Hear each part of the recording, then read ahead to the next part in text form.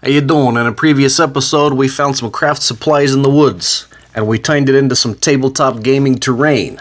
We're gonna do more in this episode of Dungeons and Coffee! Greetings, and good morning to you, tenderfoot. We got a little change of scenery today. You know why? Because this is episode 33! 33! In this episode, we're going to look at some Underdark terrain.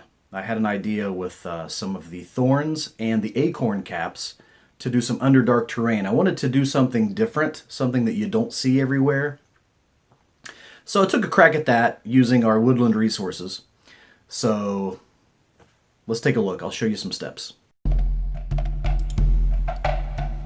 Alright, here we go here. We got some cardboard. You cut out some pieces, glue them together. There's the acorn caps and the glue beads from the glue gun. I'm going to use those for some weird Underdark terrain. This is going to be like an Underdark pool, you know, with some water in it and stuff like that.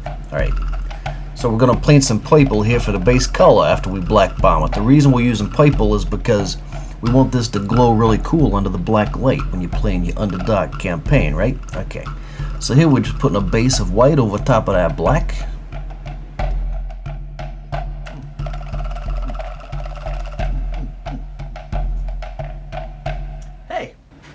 But guys, good looks never cease to amaze me.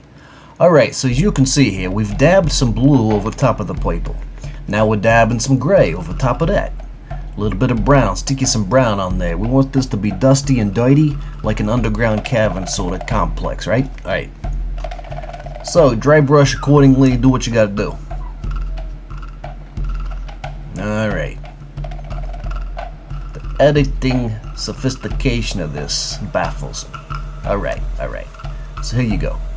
You see I'm watering down some gray, slapping it over top of pretty much everything here. Now that's going to look pretty good and authentic when it dries. Here's the colors we use. 3 types of green, black, white, gray. Combinations in between if you want. Alright. So here we're getting the pool water ready. Putting on some base colors.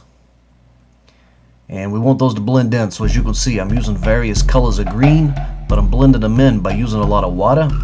I'm letting that water just kind of bleed it all through. Yeah, that's what it looks like when you're done pretty much.